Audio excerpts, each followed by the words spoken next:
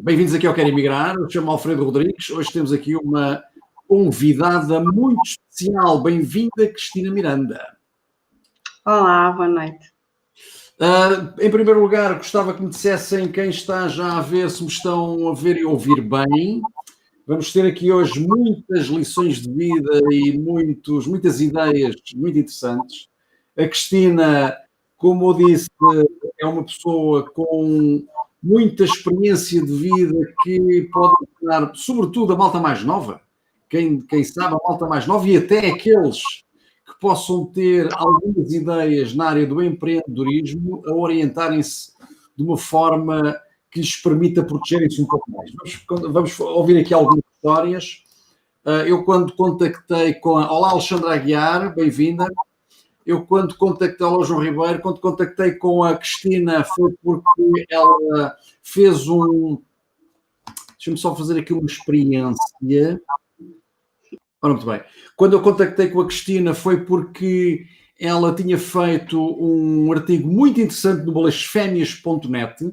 Passo desde já a publicidade. Devem dar lá uma visita dela. Eu, aliás, estava convencido que a Cristina Miranda era a detentora, a responsável por aquele blog. Mas depois, em conversa com a Cristina, ela disse-me logo, não, eu sou uma das escritoras. Na verdade, somos 10 a fazer trabalho ali para aquele blog. Vamos falar um bocadinho do blog também. Vamos falar do que ela tem descoberto em termos do tipo de jornalismo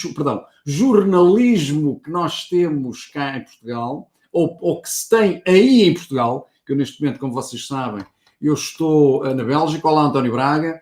Façam a partilha deste vídeo, porque quando nós pusermos a Cristina Miranda a contar histórias, é de uma pessoa não querer mais sair do computador a ouvir as coisas fantásticas que ela tem para nos ensinar.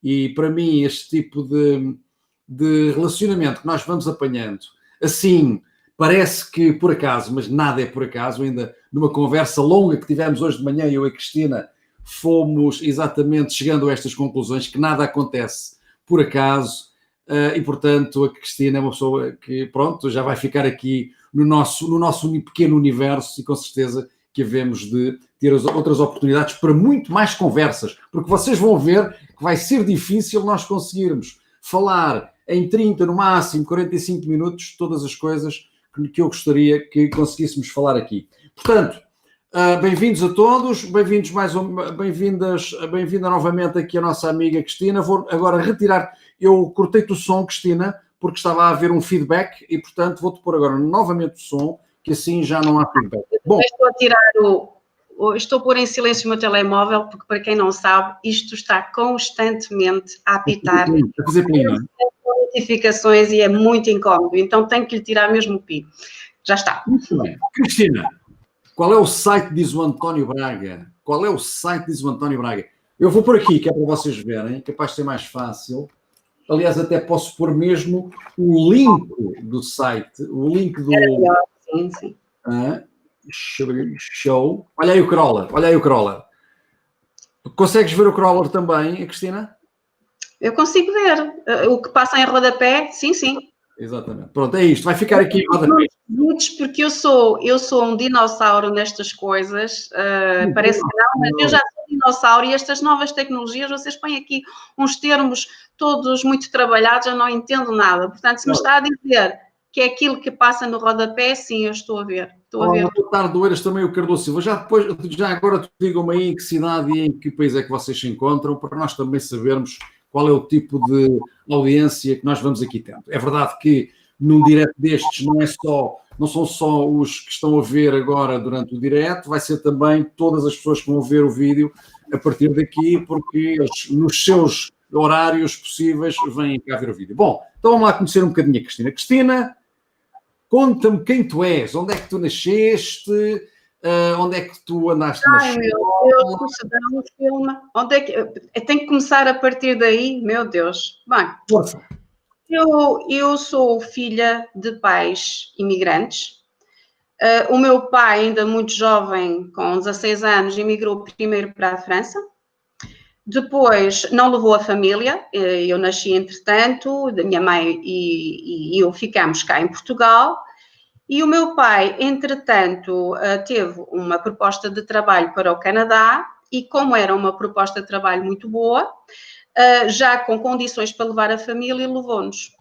Portanto, eu até aos 12 anos, eu vivi e cresci no Canadá. Portanto, já agora, eu fui com 2 anos e meio. O meu pai, quando se deu o 25 de Abril, teve aquela ideia de é agora que eu volto para Portugal. Porque, pronto, ele quando partiu daqui e foi para a França, a salto, foi para fugir à tropa. E então ele não poderia voltar para Portugal se, enfim, não se tivesse dado a Revolução, pelo menos não tão cedo, não é? E os objetivos do meu pai foi sempre ir por um determinado período de tempo para poder recomeçar uma vida boa aqui. Sempre foi isso, ele tinha sempre isso na cabeça. Bom, nós voltamos quando se deu o 25 de Abril, 2 anos depois, portanto, o 25 de Abril foi em 74, nós viemos, 2 anos, muito. Do Canadá diretamente para Portugal. Do Canadá para Portugal. Nós viemos, eu estou aqui já a corrigir uma coisa, nós viemos em 76 de férias, pela primeira vez, e depois em 78 o meu pai achou que o país tinha condições para que ele voltasse e pudesse fazer uma vida cá. Isto acaba por ser engraçado porque acabou por não ser nada assim, como é óbvio. Então. E nós, então, em 78, regressamos, viemos de vez para cá, para desgosto da minha mãe, que não queria de todo vir para Portugal. Porquê? Porque ela era uma menina da aldeia, criada aqui na aldeia, que não havia nada, e ela só conhecia esse Portugal pobre. Que aldeia? Diga? Que aldeia? A minha aldeia? Sim. Castelo de Neiva. Castelo de Neiva. Sim, sim, sim. Portanto, a minha mãe só conhecia Portugal assim como ela o deixou, não é? Pobre, com muitas, pronto, fracos recursos e essas coisas. Então, ela, quando chega ao Canadá, embora no início fosse muito difícil para ela essa adaptação, porque, repare, uma mulher criada, pronto, uma jovem criada numa aldeia, sem estudos, pronto, só tinha a 3ª classe e por aí fora, entrar para uma outra dimensão, porque era como entrar para uma outra dimensão, o Canadá naquela altura, a minha mãe custou-lhe a adaptação, desde aprender a língua e trabalho e tudo, pronto, conviver com as pessoas, pronto, foi difícil, mas assim que se adaptou, ficou a gostar. Porquê? Porque o Canadá, e ainda hoje é assim, trabalha-se muito, mas ganha-se muito. Portanto, em contrapartida, as pessoas têm um bom nível de vida. A facilidade com que tinham acesso a tudo. Claro que eles, como o objetivo no Canadá não era fazer vida lá, o objetivo deles era amelhalhar, bom, eles estavam a amelhalhar e amelhalharam muito.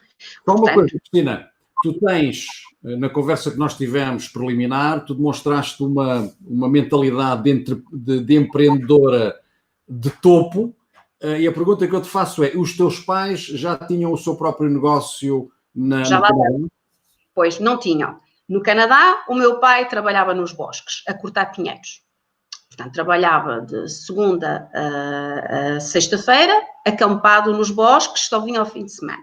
A minha mãe trabalhava quase de sol a sol, que era uma maluca a trabalhar, ela só pensava em dinheiro, e era assim, o meu pai também, maluca no bom sentido, de querer ganhar muito, porque lá é mesmo assim, quanto mais tu trabalhas, mais dinheiro vês do teu trabalho. E aquilo torna-se viciante, e o objetivo deles era voltar para Portugal, portanto, ela trabalhava quase de sol a sol. E eu mal a via, pequenina, mal a via, porque a minha mãe trabalhava nas limpezas e era também, trabalhava também numa escola como contínua. E, portanto, ela acumulava muitos serviços. Portanto, eu mal a via. Quando o meu pai decide, depois do 25 de Abril, começa a fazer planos para regressar, a minha mãe teve um choque. Porque ela achava que ia encontrar um Portugal parecido com aquilo que ela tinha deixado e ela gostava muito da boa vida que lá tinha. Portanto, eu acho que a minha mãe, no fundo, já estava a alimentar a ideia de ficar-se pelo Canadá. mas quem mandava na minha casa era o meu pai e voltaram. Voltaram e o meu pai, assim que chegou, pronto, tinha que se fazer à vida e a primeira coisa, o meu pai era um indivíduo, já agora tenho que dizer isso, só com a 4ª classe, mas era um gênio, um pequeno gênio. Aquele homem tinha tudo, era empreendedor, uma inteligência, eu já lhe vou explicar porque, mas não sou eu que digo, foi dito por indivíduos da Universidade do Minho, que ficaram parvos com ele. Portanto, isto é mesmo assim, o meu pai era um autêntico gênio. Só com a 4ª classe, tivesse estudado, o meu pai seria, enfim, alguém enfim, ele já assim foi e seria muito mais. Bom, ele chegou aqui e começou a vender rações. Começou a vender rações e, a dada altura, toma conhecimento, através de um tio meu, tio da minha mãe, que havia uma empresa que estava falida em Vila Nova de Cerveira e que essa empresa, pronto, se ele queria entrar, eles já eram sócios daquela empresa, se ele queria também participar. E foi assim que o meu pai se tornou empresário. Portanto, ele entrou para a sociedade e, ao fim de pouco tempo, ficou sozinho, com o irmão, e depois, mais tarde, o irmão saiu e ficou só o meu pai. Portanto, o meu pai torna-se empresário aqui em Portugal. Muito bem. Que idade tinhas, Cristina, nessa altura? Eu tinha, olha, assim, isto foi quando eu estava no 8º ano, eu devia ter uns 14, 15 anos, por aí. 15 anos, muito bem. Nessa altura estavas no secundário. Diga. No Diga, secundário. Alfredo, não percebi. Estavas no secundário. Não, no 8º ano. Estava Com ainda 15 anos? No 8º ano, eu estou a dizer no 14, por aí, eu estava ainda dentro, pronto, repara, eu recuei, os meus estudos, eu estava mais avançada um ano no Canadá e depois quando cheguei cá, recuei um ano. Portanto, entrei para o 2º ano do ciclo, estava aqui a fazer 13 anos, portanto, o 2º ano do ciclo é o equivalente ao 6º ano, não é? Agora. E depois, pronto, 13, eu estou a fazer as contas assim, 14 estaria no 7º, ou 7º, 8º, 9º, 14, 15, portanto, eu estou a fazer as coisas mais ou menos assim. Portanto, eu ainda estava, o que eu quis dizer foi, eu ainda estava no Colégio do Minho, portanto, ainda não tinha entrado para o secundário, quando o meu pai adquiriu esta empresa. Ok. E o meu pai torna-se assim empresário em Portugal, para grande desgraça dele, porque ele disse, o que é que eu fui fazer? Portanto, ele disse muitas vezes, mas porquê é que eu não peguei no dinheirinho e não fiz a mesma coisa, mas no Canadá? Pois. Isso, se calhar foi depois de dar de caras com a realidade que nós temos, que não está de forma alguma de acordo com a mentalidade de empreendedor. E tu também, mesmo assim, não aprendeste, porque também foste empreender. Não, aprende-se. Pensa-se é que se vai fazer de maneira diferente e que ao fazer de maneira diferente vai dar um resultado diferente. Áreas diferentes, tudo. Está a perceber? Só que quando damos por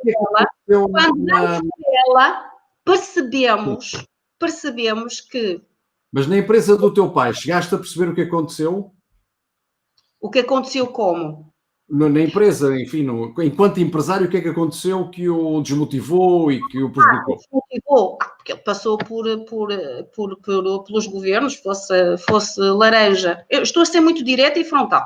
Fosse laranja, fosse cor-de-rosa, entre aspas, a porcaria era sempre a mesma, no que toca aos empresários.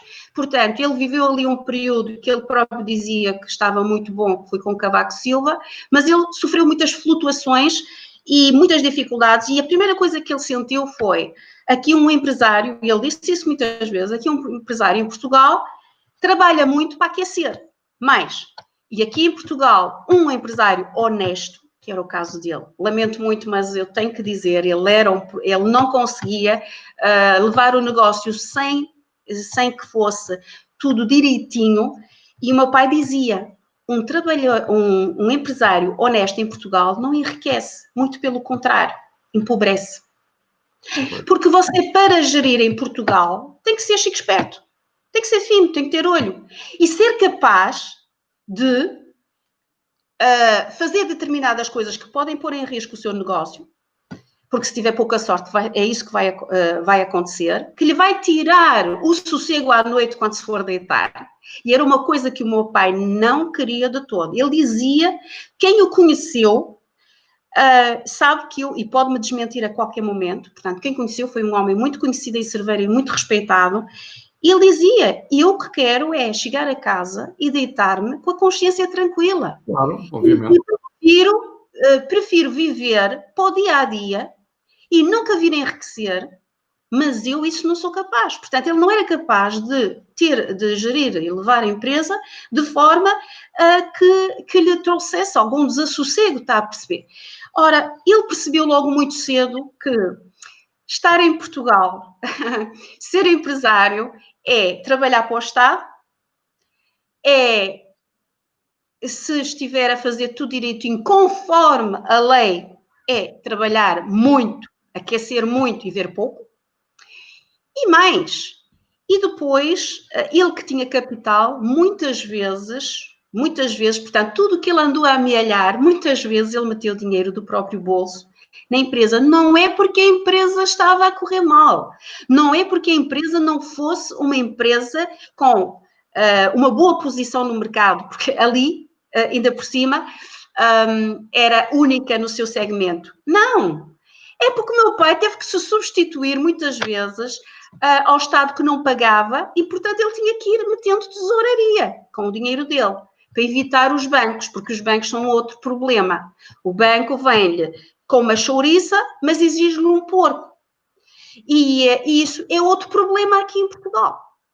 Não é para os grandes empresários, atenção, aquele 10% de empresários que têm os continentes, esses grupos SONAI, enfim, não é essa gente.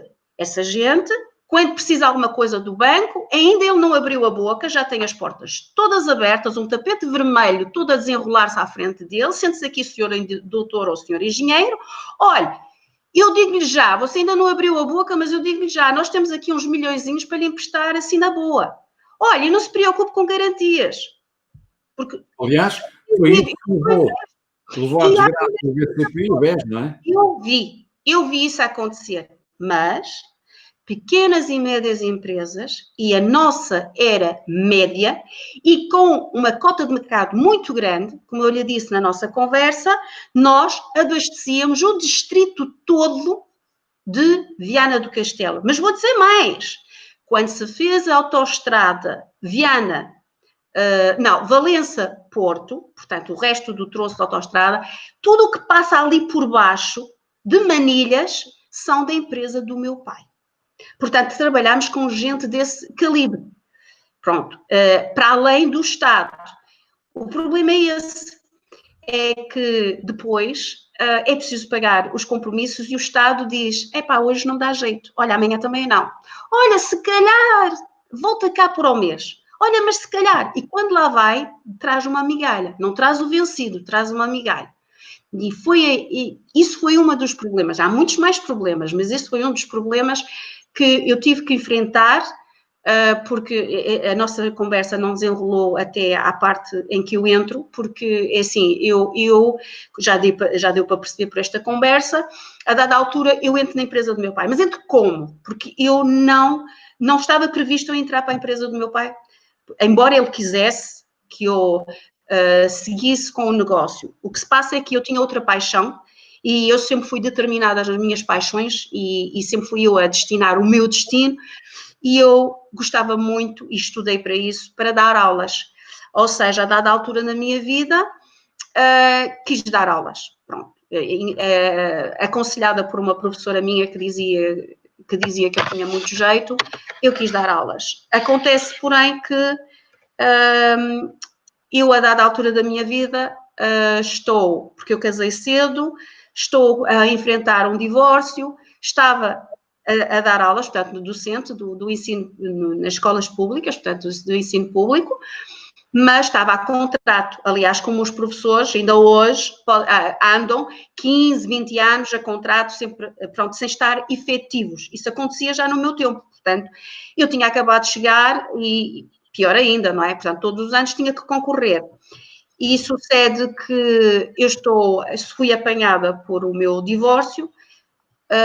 No meu casamento havia uma menina, um bebê, e eu tive que lutar por ela. E para lutar por ela, porque a tinha perdido na primeira instância, eu tinha mesmo que pensar, a dada altura, se continuava na docência e com trabalho precário, porque era trabalho precário, a contrato, e foi isso que me fez perder a menina na altura, porque o tribunal considerava que eu não tinha as mesmas condições que o pai, que era efetivo numa empresa para criar a minha filha, foi tal e qual.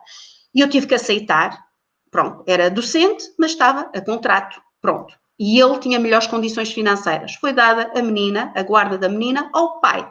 Quando eu comecei a ponderar, porque a menina, anos mais tarde, poucos, mas uns aninhos mais tarde, já com 10 anos, começa a revelar que é infeliz, que estava a sofrer agressões da parte da esposa do pai, porque o pai, entretanto, tinha casado de novo, e eu automaticamente tentei acudir à situação e disse, bom, se ela não é feliz e se ela me pede ajuda, bom, eu vou meter o processo novamente. Acontece que, para eu poder andar para a frente pela luta, pela guarda da minha filha, não podia ter esse emprego. Ou seja, o tal convite do pai, que tinha sido feito há uns anos atrás, que eu não aceitei, porque queria seguir a carreira docente, acabo por a reformular, chegar à beira do pai e dizer assim, pai, ainda está de pé a tua proposta, é que eu quero lutar pela menina e eu não tenho condições ainda para o fazer, e isto portanto, o processo não me vai ser favorável. E o meu pai, todo contente, claro, que era o que ele queria ouvir, e disse, sim, anda, que eu meto-te no quadro no mesmo dia. Bom, e foi com isto que eu meti, então, um processo para recuperar a guarda da minha filha, ok? Portanto, eu entro ali só por causa disto. Não estou arrependida, porque foi uma boa aprendizagem e, a nível profissional, trouxe-me um saber que nunca alcançaria como mera docente. O docente é um papagaio, passa ali o tempo todo a dizer as mesmas coisas durante anos e anos consecutivos. É verdade que é apaixonante, eu gosto, as turmas não são todas iguais e é sempre um desafio a cada ano, e vê-los a aprender os conteúdos e a evoluir dá prazer, ok. Eu não vou dizer que a minha paixão não... Qual era a tua área de ensino? Eu dava práticas administrativas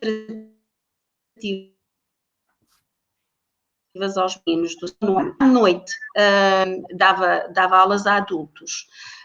Que naquela altura, isto agora já parece coisa do tempo dos dinossauros, mas é mesmo, chamava-se a disciplina à noite mecanografia. Não sei se sabe o que isso é. Nunca ouvi falar. Eu explico. Mecanografia. Pois não. Eu já lhe disse que eu sou do tempo dos dinossauros. Eu não pareço, mas eu já sou... Eu sou mais velho. Como dizem os antigos, eu sou antiga. Bom, mecanografia era ensinar pessoas profissionais, à noite, adultos, a escrever à máquina de escrever. É que não havia computadores, percebes? Computadores veio depois. Então ensinava-se essa malta a escrever à máquina e a fazer ofícios à máquina, a fazer relatórios, a fazer atas. Portanto, eu tinha gente dos tribunais, portanto, muita gente adulta que vinha aprender a fazer quadros, gráficos com máquina de escrever. Isto já parece o tempo da outra senhora, percebe? É uma coisa muito antiga, não é? Do tempo do outro, não. Eu sou velha, costumo dizer, eu sou velha, mas nem tanto, não é? Mas parece mesmo, não é? Mas chamava-se mecanografia à noite. Muito e tinha aulas de francês também a adultos. On parle français donc? Oui, très bien. C'est la folie encore, donc on peut continuer en français, hein? On peut continuer en français si vous voulez, hein? Mais non. Não, porque a gente aqui fala francês. Aqui a gente todo tipo de imigração. Foi assim, isto só para situar, foi assim que eu entrei para a empresa do meu pai. Não vou dizer, fui um bocadinho a contragosto, foi mais porque eu tinha uma luta pela frente e tinha consciência que para ganhar, que eu sou assim, quando é para ganhar qualquer coisa, eu digo, eu vou com tudo, não é? Pronto, tem que ser, Cristina, tem que ser. Vou só dizer uma coisa que é importante. Eu pensava, e era verdade, ok, eu vou abraçar este desafio para ter uma posição profissional mais estável, para poder recuperar a menina, mas depois, mais para a frente, eu volto a entrar no ensino, porque para entrar no ensino é só voltar a concorrer a nível nacional e depois, pois aí enganei-me um bocadinho, porque as coisas não são assim tão simples. É que quem para na carreira depois é ultrapassado pelos outros em tempos de serviço e voltar agora a concorrer faz-me ir para o fundo da tabela e, portanto, é assim, é complicado, não era assim tão simples, mas na altura foi assim que eu pensei e, portanto, foi assim que eu deixei o ensino e foi então para a gestão da empresa que pertencia ao meu. Fizemos então aqui uma introdução de quem é a Cristina e adorei a introdução e eu acredito que nós iremos ter outras oportunidades para desenvolver um pouco mais algumas dessas, enfim, desses caminhos que percorreste durante a tua estadia enquanto empresária na empresa do teu pai e até nas empresas que depois tiveste a oportunidade de criar. E segundo aqui disseste e deixaste aqui bem claro que o Estado, na verdade, não é uma empresa de bem, não trata bem os empresários. Mas quando eles precisam, aliás, quando tu tens que assumir as tuas responsabilidades enquanto empresário, ou seja, pagamento das seguranças sociais, dos IVAs e todas essas cangalhadas, eles também te permitem, se eles não estiverem a pagar, também te permitem que pagues mais tarde, só quando eles te pagarem? Como é que funciona? Não. Olha, a minha primeira grande experiência, como eu disse, com o Estado e empresas foi na empresa do meu pai. Portanto, ainda não tinha criado a minha. E é assim, não. O Estado é, se quiseres uma descrição do que é o Estado, eu descrevo-te já. O Estado português, tens que o imaginar como um cancro. O Estado é um cancro e ele contamina, portanto faz metástases por tudo quanto é economia. Porquê? Porque há muita gente, tu podes trabalhar diretamente com o Estado, mas também podes trabalhar indiretamente com o Estado. Ou seja, não és tu que trabalhas com o Estado, mas o teu cliente está a trabalhar com o Estado. Ora, trabalhar diretamente ou ter clientes que trabalham, não é, com o Estado, se o Estado é mau pagador, e mau pagador eu estou a ser muito simpática, para mim o mau pagador é aquele que deve pagar os compromissos, por exemplo, que está estipulado ser a 30 dias e ele paga a 60. Isto é um mau pagador. O Estado não é isto. Está estipulado pagar, e aparece nos contratos, imagina, 60 dias, e passam 120, e passam 200, e passa mais. Estás a entender? Sim. E pior. Isso é arrebentar com uma empresa. Espera, agora, tens aquele, se o teu cliente tem um compromisso de pagar contigo, um contrato a 30 dias, mas paga a 60, mas quando tu chegas lá, ele paga-te o vencido todo, ok, dá para aguentar. Ok? Ele estica-se um bocado, mas tu ainda consegues ali manobrar um bocado a tua tesouraria, porque tu vais fazer mais ou menos a mesma coisa, vais negociar prazos com os teus fornecedores. Portanto, esticas também os teus. Mas sabes que aqueles clientes, ok, não te pagam a 30, mas a 60 liquidam o vencido. O Estado compromete-se contigo em contrato de pagar. Não é a 30, infelizmente não é a 30, são todos que eu conheci eram a 60, e depois passam 120, passa 200, passa 300, e quando tu vais dizer, eu preciso de um pagamento urgente, porque tu martelas, mas eles nunca, quem te fala ao telefone, até vou-te dizer mais, trata-te como se fosses, não sei, não te trata, assim, com desdém, menina, é assim, menina, olha, isto assim, olha, isto não pode, pronto, mas olha, não pode ser e tal. É assim, tratam-nos com desdém, porque eles são todos poderosos, são Estado, e as senhoras que trabalham para o Estado têm o rei na barriga, quando devia ser ao contrário, não é? Devia haver muito respeitinho por quem pertence. É o que acontece. E então, quando lá chega o diretor financeiro liberta só uma partezinha, ou seja, ele andou ali a acumular a favor dele 3 meses. E depois liberta ali uma chouricinha. Você devia trazer um porco e traz uma chouriça. E diz assim, olha para o seu recebimento, para o cheque, e diz assim, ai meu Deus, o que é que eu vou fazer? O que é que a empresa tem que fazer depois? Tem que suprir aquele buraco com ajudas do banco. Outro problema. Porque o banco, às pequenas e médias empresas, só tem, pronto, negocia créditos, mas com taxas de juros altas. Altas, porque podem-me vir com o que vierem. Somos olhados com mais desconfiança do que uma grande empresa. Não sei porquê. Porque, no fundo, a lógica nem devia ser assim. Eles pedem-nos tudo. Pedem-nos o modelo 22, esmiuçam tudo e mais alguma coisa. Para depois, no fim, mesmo com números bons, dizer pronto, olha, vais com isto, mas com muita cautela. Portanto, nunca são, onde eu quero chegar nunca são aqueles apoios que nós... Agradecemos o apoio, mas nunca são aqueles apoios que nós necessitamos realmente, porque eles não largam os cordões à bolsa. Connosco são mega cautelosos, mas uma coisa exagerada.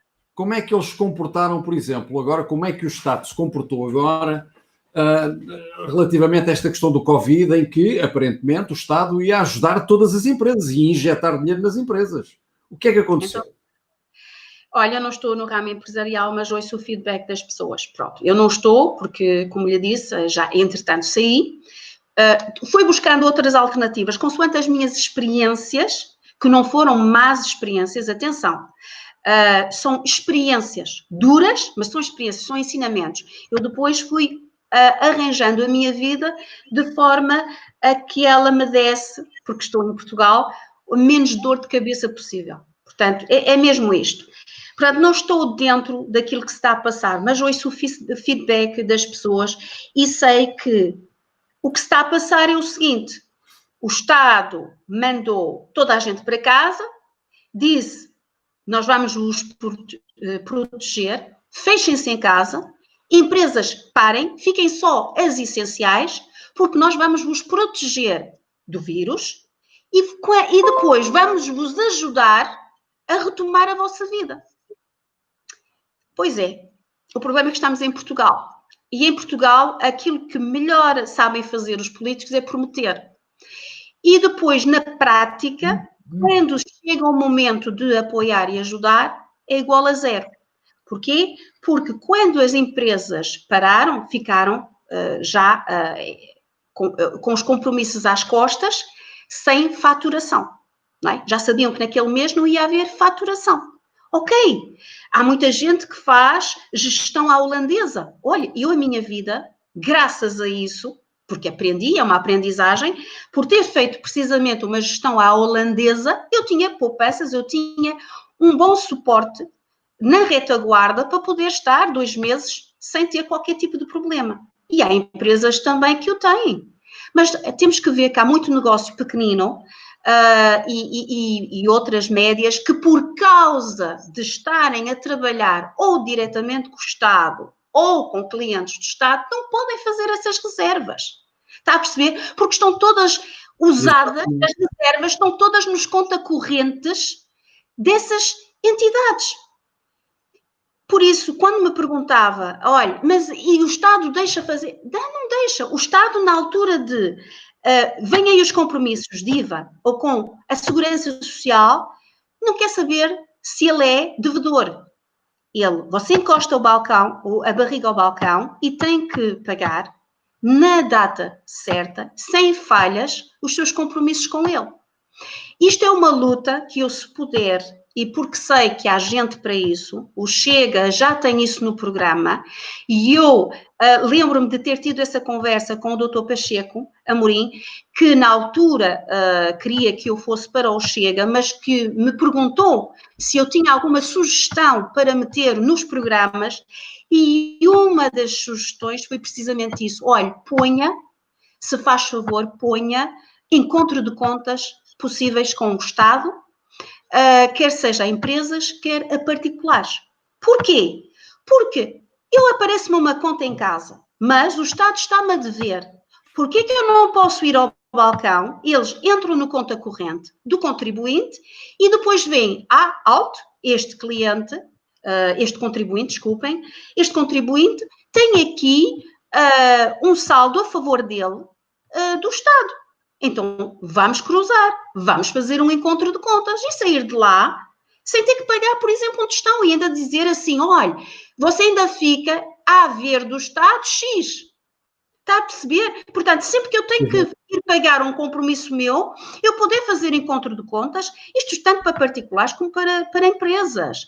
Porque é dramático, há pessoas que, por alguma razão, ficaram, credoras do Estado, porque o Estado enganou-se nas contas, imagina, e não lhe enviam esse dinheiro, mas na altura de pagar qualquer imposto, está ali à frente a exigir esse imposto. E se não pagar naquela data, até lhe põe juros. Está mal. Cristina, provavelmente estás agora também a ler aí o que está em rodapé, que é, aliás, em título, sei de situações de amigos, diz o António José Ferreira, sei de situações de amigos que têm créditos ao Estado há mais de 2 anos e que, infelizmente, têm essas verbas quase dadas por perdidas, com a agravante que já pagaram os impostos referentes a esse serviço, ou seja, eles não receberam e já pagaram os impostos. Vamos lá ver. Agora vamos fazer a transferência, Cristina. Vamos fazer aqui uma transferência, que é, já vimos que está tudo podre. Então, e os jornalistas não falam disto? O que é que se está a passar? O que é que se está a passar? Temos que recuar. Para mim, isto deve ser das coisas mais escandalosas que podem estar a acontecer num país, que é o próprio Estado estar a asfixiar aqueles que podem criar riqueza. Então, e ninguém fala nisto? Pronto, eu vou-lhe explicar o que é que se passa. Isto de uma visão que eu tenho já há muito tempo e é triste, mas vou dizer, porque eu sou mãe de 3 crianças que já não são crianças, pelo menos 2 já são adultas e só tenho um teenager em casa. E eu digo-lhe já o seguinte, o que é que se passa. Passa-se que na formação dos jornalistas, infelizmente, isto começa na escola, já se formata, já se doutrina as pessoas. E você sai de lá, e eu digo isto e não estou aqui a falar de cor, nem porque me contaram. A minha filha, a do meio, veio uma altura para casa com uma conversa, porque o professor... mais mas ela contou-me que o professor estava, pura e simplesmente, a falar sobre política e sobre o socialismo e sobre todos os malefícios do capitalismo e pronto. E eu não vou desenvolver porque as pessoas têm mais que fazer que ouvir todos estes detalhes. Mas isto para explicar o quê? Ela vem-me com isso e vem toda perplexa e pergunta, mamãe, o que é que tu achas disto? E eu disse, o quê? Então o teu professor, em vez de dar matéria, dá política? O que é isto? Isto começou logo aí. E quando ela me explicou o que é que ele tinha dito, portanto, pura e simplesmente teorias esquerdistas, eu disse, olha, o teu professor por acaso não tem computador? Ah, por acaso tem, até tem um computador muito bom e tal, e disse a marca. E eu disse, olha, e tem telemóvel? Sim, por acaso é um telemóvel, não sei o quê. E carro? E que carro tem? Também tinha um carro com uma boa marca. Assim, então o teu professor vai falar mal do capitalismo e ele próprio é um capitalista, ele próprio usa coisas que foram os capitalistas que as criaram. E então, em casa, estive a ensinar-lhe e a explicar-lhe as coisas. Que ela depois, quando surgiu novamente, porque pelos vistos aquele professor gostava muito de parar a matéria e ao tanto de meter política e doutrinar, vai daí que ela deu a opinião dela a partir daquilo que eu tinha dito em casa. Sabe qual foi o resultado? Ele nunca mais a deixou falar e pô-la de ponta. Isto para dizer o quê? Portanto, eu não estou assim. histórias ouvidas de outras pessoas. Eu sei que na escola pública há muita doutrinação. Portanto, os professores não se limitam a dar matéria, doutrinam. Isto para dizer o quê? Ora, se o nosso sistema já tem isto, a escola pública tornou-se isto, como é que quer que os jornalistas depois não tenham o comportamento que têm? Ou seja, eles já vêm formatados e depois, quando estão a exercer o jornalismo, eles já não são isentos. Eles têm já, entre aspas, dentro deles, assim, muito pequenininho, uma agenda. E a agenda deles é passar uma boa imagem ou uma mensagem melhor para o socialismo do que para o capitalismo. Mas é que não duvido disso. Depois, a juntar a isso, temos um jornalismo que está acoplado aos governos, ok? E os governos manipulam os média. E eles deixam-se manipular pelos média. Porquê? Porque precisam, entre aspas, do governo. Percebe? E é assim que tudo se vai ter à porcaria, desculpem lá o termo, mas à porcaria do jornalismo que temos hoje.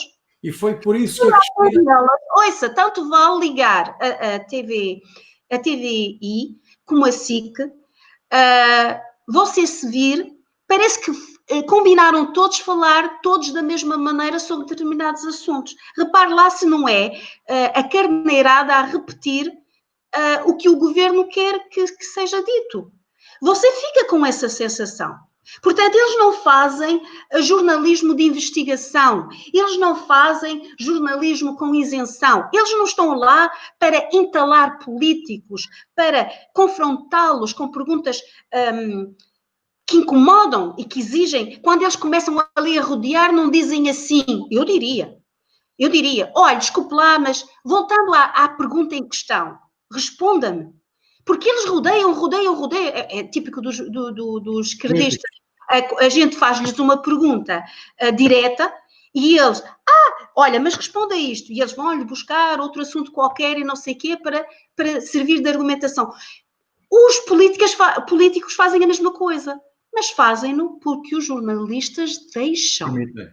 Permitem, porque senão dizem assim, olha, desculpe lá ao senhor não sei quantas, mas responda concretamente à minha pergunta. Ele não respondia, depois ia lá e entalava-o do outro lado, porque eles apanham-se, não é? Porque eles têm rabos presos por todo o lado. Claro. E nós já sentiríamos, ao ouvir as notícias, já sentiríamos que havia ali jornalismo, porque o jornalismo é isso, tem que ser isenção. Você se repare bem quando se faz uma pergunta, por exemplo, ao Ventura.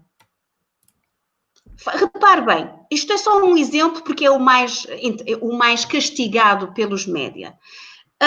Eles são capazes de lhe fazer uma pergunta já com uma opinião, já influenciadora da opinião. Por exemplo, olha, o que é que tem a dizer sobre a sua afirmação racista sobre a Joacine?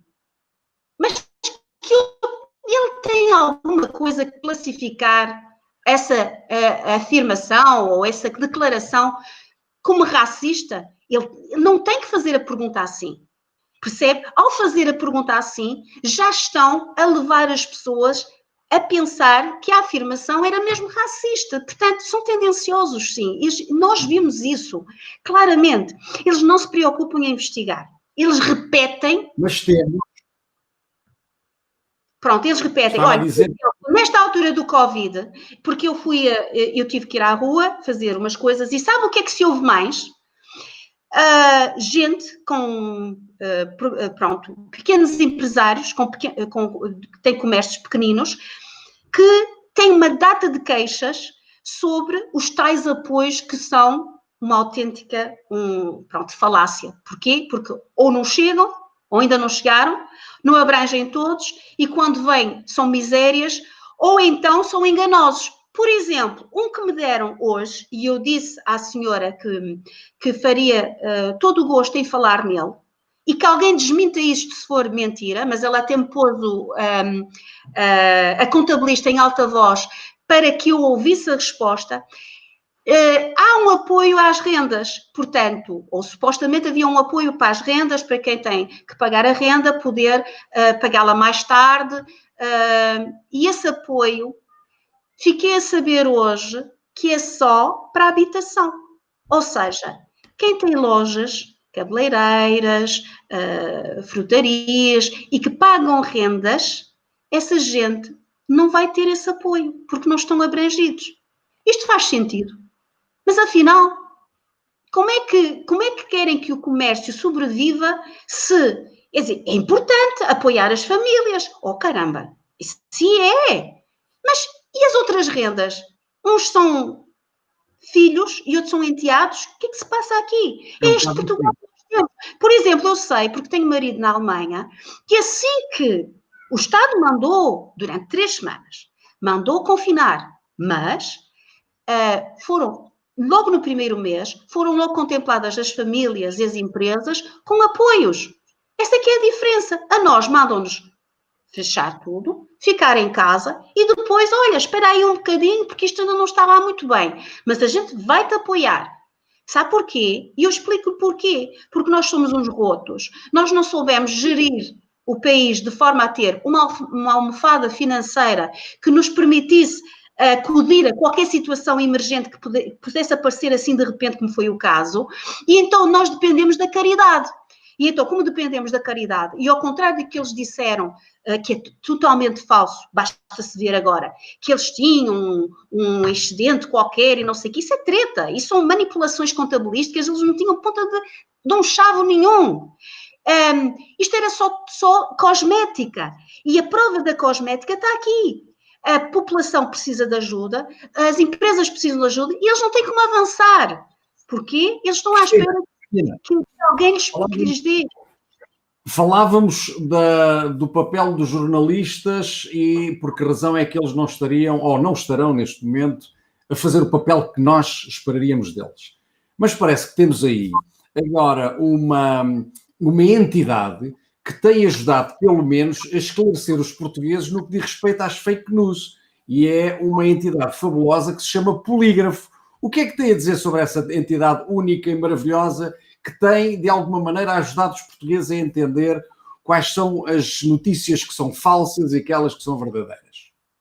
Pois, o polígrafo. O polígrafo tem que ir ao polígrafo. Tem que ter alguém que o fiscalize. Porque o polígrafo tem sempre uma forma inteligente, porque, convenhamos, é inteligente, embora é aquela inteligência saloia, de contornar tudo o que tem a ver com determinadas figuras. Ou seja, se tratar de políticos do governo, da Catarina Martins, essa gente, estas almas protegidas do sistema, ele tem sempre uma forma de classificar a mentira deles, mas mentira descarada, tem sempre ali um jogo de palavras que vai fazer com que ou é impreciso ou é verdadeiro, mas nunca dizem assim declaradamente. É mentira. É falso. E não, exato, e automaticamente falso. Para depois aparecer aquela tela nas redes que quando uma coisa foi considerada por esses polígrafos com conteúdo falso, põe uma tela de aviso às pessoas que vão consultar aquela publicação de que, alto lá, aquilo que tu vais abrir tem conteúdo falso. Percebe? Mas fazem isto connosco. Não fazem isto com quem realmente mente constantemente aos portugueses, mas de forma descarada e com responsabilidades governativas, o que é gravíssimo. Deviam fazer esse escrutínio, porque as pessoas apercebem-se das mentiras e veem que, ao verem que eles estão a passar a mão no pelo a essa gente, automaticamente entram em descrédito, automaticamente deixam de querer seguir as televisões ou os telejornais porque dizem assim, olha, pelo amor de Deus, vocês andam a brincar com a nossa cara. Eu tenho um hashtag que é mesmo, andam a gozar com a nossa cara. Porque é mesmo. Quem é que está por trás do polígrafo? O polígrafo não é isento. E isso nota-se. O que é que está por trás do polígrafo? Quem é que está por trás do polígrafo? São jornalistas que estão colados ao sistema e que temem pelos seus empregos e que não conseguem ser isentos. Eu não estou a dizer com isto que são pessoas más, mal intencionadas, percebe? Quanto mais encostado estiver o órgão de comunicação social ao sistema, mais fica dependente dele, percebe? Os tais favores. É como a história de financiar. Eu não sou nada a favor de financiamento à comunicação social, precisamente por causa disto. Porque se você recebe de uma entidade, por exemplo, se recebe do Estado uma determinada quantia, você sente-se logo à partida comprometido e vai alinhar-se, mesmo que diplomaticamente, mesmo que subtilmente, mas vai alinhar-se. Claro que eles têm preocupação de vez em quando dizer, isto é falso, o Costa, de vez em quando, mas são muito raras. É impressionante, é fazer um levantamento, eu não consegui fazer um levantamento de tudo, porque já se queixam que os meus textos são longos. Imagine se eu pusesse lá o levantamento todo, eu tive que cortar, mas quando se vai aos cheques, aos fact-checkings deles, são imensos. Está a perceber? São algum exemplo que tu tenhas identificado que te seja mais evidente e que te custe mais que tenha acontecido, que eles tenham feito dessa maneira, que tenham seguido? Eu pus no artigo alguns, vou tentar me lembrar. Havia uma que era a verificação de uma publicação do PCP, em que que o PCP tinha dito que os salários, em média, os salários pagos às mulheres eram inferiores às dos homens. Ora bem, o que é que acontece? O polígrafo, aquela publicação, pronto, lá está, o PCP pode dizer o que lhe apetecer, não é? Ele faz a propaganda que ele quiser. Agora, o polígrafo não pode alinhar nessa propaganda, tem que ser mais rigoroso. Exemplo. Tem que pesquisar, tem que investigar, percebe? Pronto. E é isso que eu acuso o polígrafo de não fazer, percebe? Pronto. Porque assim, não é verdade. Isto é uma falácia repetida constantemente e que as pessoas nem se apercebem, porque isto tem uma agenda, lá está, tudo que tiver uma agenda forte por trás, o polígrafo desvia-se, não quer estragar a narrativa a essas agendas, porque são agentes, são mesmo agendas fortes, percebe? Pronto, quem contesta essas agendas fortes fica já a saber que é crucificado na praça pública. Pronto, a mim se me pudessem pegar em mim e me crucificar, muitos deles, meu Deus, o que eles já tentaram me silenciar, desde ameaças e algumas censuras às minhas publicações, só que é difícil, porque assim, como são inteligentes, mas é aquela inteligência saloia, eu consigo superar um bocadinho mais a inteligência e evito os bloqueios, graças a essa minha esperteza, não é? Pronto, mas eles pegavam então nessa publicação e como é que a classificaram? Assim, muito rapidamente, verdadeira. Mas é falso.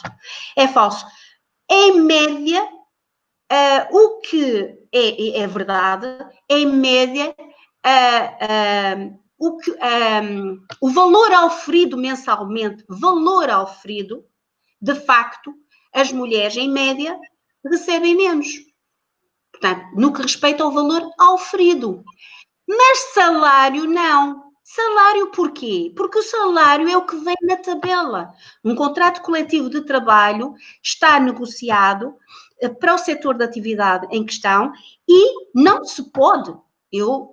Nas empresas que eu geri, ai de mim, se eu não recebo para um homem e para uma mulher com categoria igual, administrativo e administrativo, homem, mulher, isso no salário base, eu pusesse um valor diferente da tabela do contrato que está no contrato coletivo de trabalho, bastava ela se queixar e eu tinha ali a ACT em cima de mim e até acampavam, sentavam-se ali, ficavam dias a fio, já nem viam só isso, iam ver tudo e mais alguma coisa.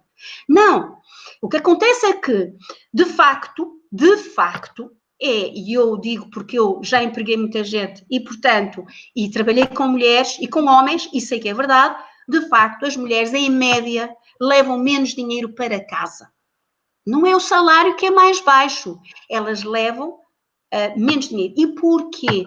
Porque a mulher, por natureza, assume as obrigações lá de casa, portanto, de levar os meninos à escola ou ir à festinha da escola. É ela que falta mais rapidamente para dar assistência à família, seja lá para o que for. E também é ela que dá à luz. O marido não pode substituí-la aí. E, portanto, e horas extras. Elas, por norma, não gostam de fazer horas extras. Portanto, nunca estão disponíveis para horas extras. Preferem que não as chateemos nesse aspecto. O homem é exatamente ao contrário. Portanto, não tem problemas, falas todas e mais algumas, e ao fim de semana e tal. Porquê? Porque a mulher, por natureza, tem aquela parte familiar, que ela gosta de ser ela a gerir. E como ela vai dar assistência à família, ela própria não procura fazer horas extras. E, portanto, eu, como as tive, sei do que falo. Elas precisam de tempo para a vida familiar. Automaticamente, ao fim de um ano, se formos a ver, porque também há o contrário, atenção, mulher descomprometida, que não tem família, portanto é solteira e faz tudo e mais alguma coisa, portanto também é o inverso, está a perceber? Mas por norma é isso que acontece. Se for fazer um estudo desses, automaticamente vai ver que de facto a mulher em média leva menos dinheiro para casa. Mas não é porque há... porque há distinção entre um e outro. Não, é porque é mesmo assim. E o polígrafo escreve como verdadeira aquela publicação. Fosse um verdadeiro mas. E no mas explicasse isto que eu acabei de explicar. Exato, mas não o faz. Exatamente. Outra publicação, mas essa foi minha, porque o polígrafo também andou em cima de mim. Quem dera ao polígrafo poder-me apanhar mais vezes. Só que eles fazem-no e podem não fazer, mas através de outros meios eu desmonto tudo, porque graças a Deus agora temos as outras plataformas, não é só o Facebook, há mais, que nos permite fazer o contraditório, e é aqui que eles ficam à rasca. É por isso que eles estão a perder constantemente, eles têm vindo por aí abaixo, a perder credibilidade, andam à rasca, querem até financiamentos. Porquê? Porque as pessoas já não querem saber do que eles dizem ou publicam, já não acreditam, então procuram outras fontes. E eu fui uma vítima deles. Pois fui. Vítima, nem considero bem vítima, porque isto de ser vítima tem muito que se lhe diga. Não, fui apanhada. Eles tentaram e pegaram. E então o que era o post? O post era sobre o aquecimento global. Tinha que ser a tal agenda forte do aquecimento global pelo CO2. Cuidado, e eu vou voltar a dizer, e digo para toda a gente, eu nunca neguei alterações climáticas. Seria estupidez da minha parte negar o óbvio. As alterações climáticas fazem parte da vida do planeta. Exatamente. Negar é ser completamente burro. E eu não sou burra, ok? Já agora eu deixo aqui um parênteses. Há um cientista norte-americano que explica muito bem o que é que se está a passar em termos de alterações climáticas. Chama-se Greg Braden e fez um conjunto de vídeos num site muito interessante que se chama Gaia.com, www.gaia.com, e a série que ele criou foi The Missing Links. Vão ver, os primeiros 2 ou 3 vídeos deixam-vos logo sem quaisquer dúvida relativamente ao que está a acontecer em termos de... Eu também fiz a minha própria investigação e estou sempre a fazer. Pronto. Para explicar às pessoas, eu sou uma pessoa, por natureza, que questiona tudo. E isso parece que irrita hoje em dia. Hoje não se pode questionar nada. Tu estás a questionar o que dizem na TV? Sim, eu questiono o que dizem na TV. Estás a questionar o que aquele indivíduo foi dizer no jornal da noite, especialista disto, especialista daquilo? Sim, eu questiono. Porquê? Há algum problema em questionar? A partir do momento em que a narrativa não bate certo e deixa aso a dúvidas, e eles, quando lhes pedimos que nos expliquem as coisas, não respondem diretamente à pergunta, eu tenho toda a legitimidade de ir atrás das minhas respostas. Claro. E é aqui que eu dou graças a Deus. As novas tecnologias abriram portas de informação. É verdade que... Tu tens uma vantagem que eu farto-me dizer aqui à comunidade do Quer Emigrar, que é tu percebes o inglês. Percebo. Pois é. Exato. E muitas coisas nós percebemos em língua inglesa, não é em português. Não sou fluente, porque tinha que ter treino, já fui melhor, pronto, lá está, mas isto perde-se com os anos, e volto a dizer, eu sou um dinossauro, portanto, já ando nisto há muito tempo nesta vida, não estou há 2 dias, e portanto perde-se o treino, percebe? Mas percebo. E então, graças a Deus que agora temos acesso a informação que nunca teríamos, e ainda bem que vem numa altura boa, porque nós podemos fazer as nossas próprias pesquisas. É evidente que nem tudo o que está na net deve ser considerado. Nós temos que ter depois a inteligência e a capacidade de fazer crossing, dar informação. Há muita coisa, mas isto também temos que fazer com os nossos jornalistas, claro. dos canais do mainstream. Desculpem lá, mas temos que fazer convosco a mesma coisa, porque vocês mentem para caramba. Não só mentem, como enviesam, como se desviam, contam meias verdades. Meia verdade... Endoutrinam, sobretudo endoutrinam. Meia verdade, estou farta de dizer, não é uma verdade. E enquanto me contarem só meia verdade, eu vou atrás da verdade que falta. E nessa minha pesquisa encontrei muita coisa e fui-me documentando e não paro. E não paro. Eu continuo a não saber tudo e estou todos os dias a aprender. Continuo a dizer que não sou dona da verdade em absoluto. Ninguém é. Estou sempre pronta para mudar e ajustar a minha opinião e a minha visão das coisas, desde que me venham com argumentação válida. Não é, porque aquilo não... Não. Mostra que eu vou ler e vou ver. Muitas vezes mandam-me coisas, Alfredo, que eu assim já aprendi as técnicas de ir ver de quem é, de quem não é, quem é que publicou aquilo e que site é este e não sei o quê, e venho depois a descobrir que é gente ou financiada pela ONU, ou financiado, está a perceber, por este ou por aquele. Ora, automaticamente, não me venham cá com tretas, porque isto já vem enviesado um bocadinho. Eu tenho que aprofundar noutro local. Percebe? Portanto, é uma constante busca, e esta busca não para. Eu ainda estou, sei lá, imagina, muito embaixo da pirâmide. Eu tenho muito que escalar até perceber, mas há coisas que eu já consegui perceber. E então, sobre o aquecimento global pelo CO2, eu tinha encontrado um vídeo. E não vou dizer, dizer que são dos inuites não diz nada a ninguém, mas eu vou chamá-los esquimós e assim acho que toda a gente percebe. Um povo que vive no Polo Norte. Os esquimós, como nós sabemos, são pessoas que estão habituadas a olhar para a natureza e guiam-se pela natureza.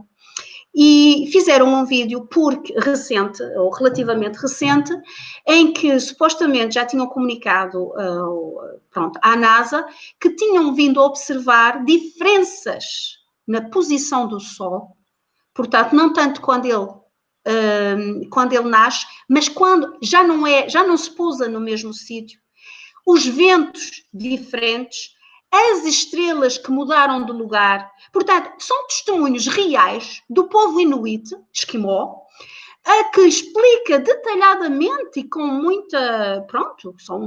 muita propriedade, não é? O Greg Braden fala exatamente o mesmo. O Greg Braden fala disso, que também o povo inuit diz o céu está diferente.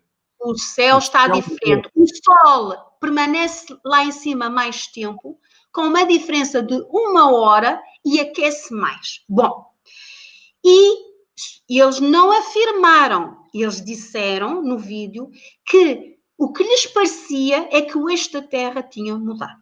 Bom, eu faço um post com isto. Então, no post eu dizia que, porque isto foi quando saiu uma notícia na SIC, bombástica, porque eles são assim todos muito bombásticos, assim, num sítio, já não sei em que estação, era, meu Deus, aquilo atingiu umas temperaturas quase 20 graus e não sei o que, aquilo não era normal, nunca tinha acontecido. E eu, numa pequena pesquisa, tinha percebido que não, que já tinha acontecido. E então eu introduzo o mesmo, eu faço esse comentário, dizer que já tinha acontecido e depois ponho ali o que é que o povo inuit tinha dito. Portanto, a confirmar que havia ali algo a investigar. Portanto, o aquecimento global ou aquelas temperaturas no Polo Norte podiam-se explicar de outra forma que não o CO2 emitido pelo homem. Caramba, eu não estou a fazer nada mais do que mostrar às pessoas, que há outra versão, outras versões sobre o tal aquecimento global pelo CO2. Ora, o que é que o polígrafo faz? O polígrafo, pura e simplesmente, foi dizer que aquela publicação era falsa e começa, e é só ler, quem ler o meu texto percebe, está lá bem detalhado, eles começam a verificação deles, a dizer, que aquilo, de facto, havia lá um vídeo do povo inuit, sei quê, mas dizem assim, e ouçam com atenção, mas aquilo que o povo inuit tinha dito no vídeo não estava ainda confirmado cientificamente. Ou seja, não está confirmado cientificamente, logo aquilo não interessa para nada. Os senhores deviam ter bebido vodka, porque está numa zona fria, estavam cheios de frio, beberam vodka para aquecer, e então não estavam no juizinho deles todos. E então aquilo que eles estavam a dizer que viam, se calhar eram alucinações. Pronto, não podiam perfeitamente ter dito qualquer coisa podiam ter dito qualquer coisa como incerto, ou seja, embora exista, embora não seja provado, há este vídeo que, etc, etc. Eles começam por dizer que não está provado cientificamente. Portanto, ainda não estão a dizer mais nada do que isto. Eles logo no início do texto deles dizem não está provocado. E depois vão para a coisa, não sei o quê, das temperaturas e não sei o quê, que eu, que tinha entrado em contradição, porque afinal as temperaturas que já se tinham registado eram ligeiramente abaixo daquelas que a SIC tinha mostrado.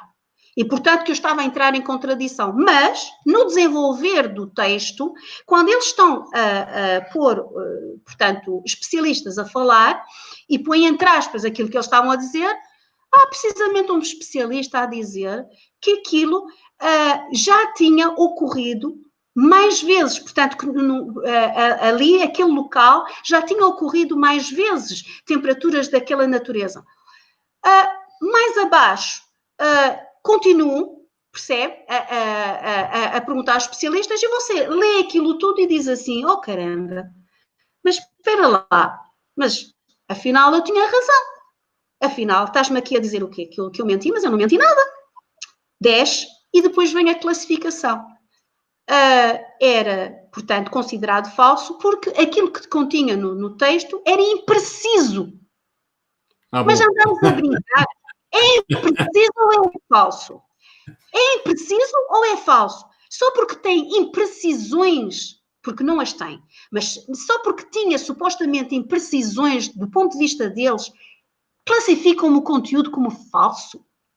E foram, por acaso, investigar, aprofundar-se aquilo que os esquimós estavam a dizer, porque esse era o trabalho deles. Portanto, perguntando, confrontando os especialistas da área com esse testemunho. Fizeram isso? Não fizeram. E, portanto, o que é que aconteceu? Ao classificar de falso, todas as pessoas que forem abrir o meu post, aparece uma tela a dizer este post contém informação falsa. E esse é o objetivo. Desculpa, Alfredo, mas esse aqui é o objetivo. Não é seriedade nenhuma, não é. É desviar as pessoas para não as pôr a pensar, para que elas não questionem a narrativa principal. A narrativa da agenda pelo CO2 tem que avançar. E, portanto, tem que se dizer às pessoas repetidamente, blá, blá, blá, uísque as saquetas, blá, blá, blá, uísque as saquetas, repitam comigo, blá, blá, blá, uísque as saquetas. Toda a gente tem que alinhar.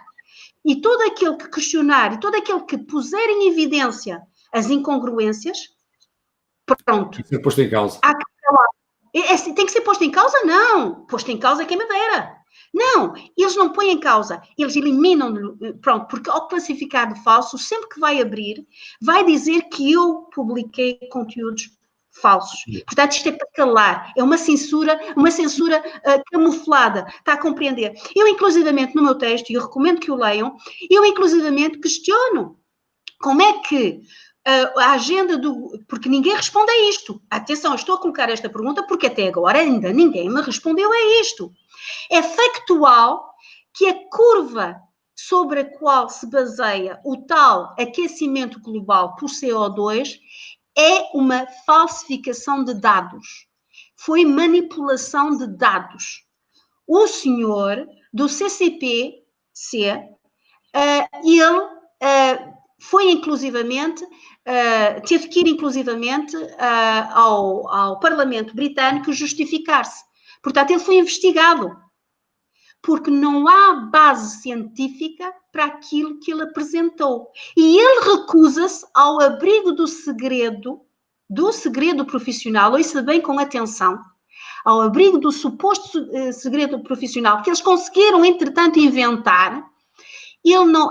de propriedade... Não, exato, de propriedade, de proteção de propriedade intelectual, é isto.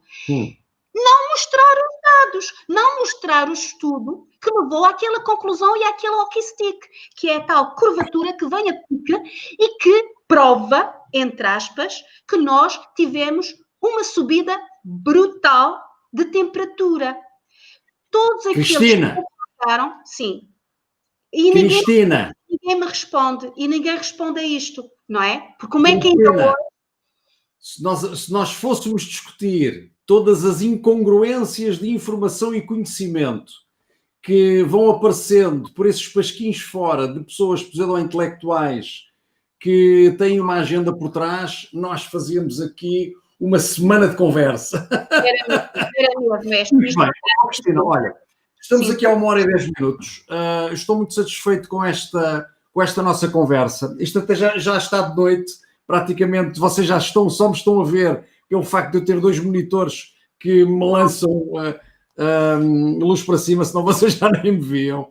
Eu agradeço-te a tua presença aqui neste Quero Emigrar. Ficas desde já convidada para uma próxima conversa, porque temos muitos temas para falar, muitos. Já percebi que temos aqui uma mulher com um conhecimento variado em muitas áreas, e eu também tenho algum conhecimento em algumas áreas, portanto, se calhar vou conseguir absorver mais do teu conhecimento para me enriquecer a mim mesmo e também a comunidade do Quero Emigrar, e portanto ficas desde já convidada, ok?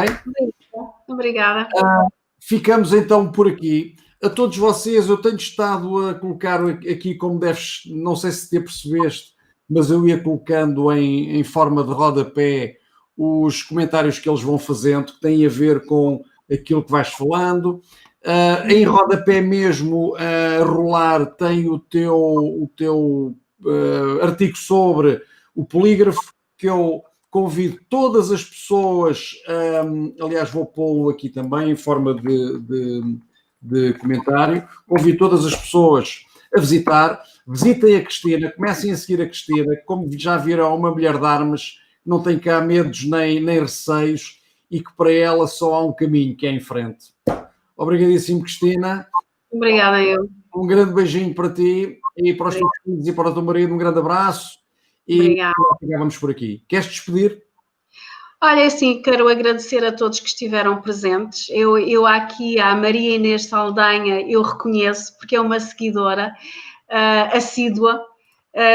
Eu não consegui acompanhar tudo enquanto que falava, porque eu sou mesmo assim, eu falo pelos cotovelos, depois não olho para aqui para a lateral, mas pronto, estou a ver que há aí gente que eu já conheço e quero agradecer a presença deles aqui.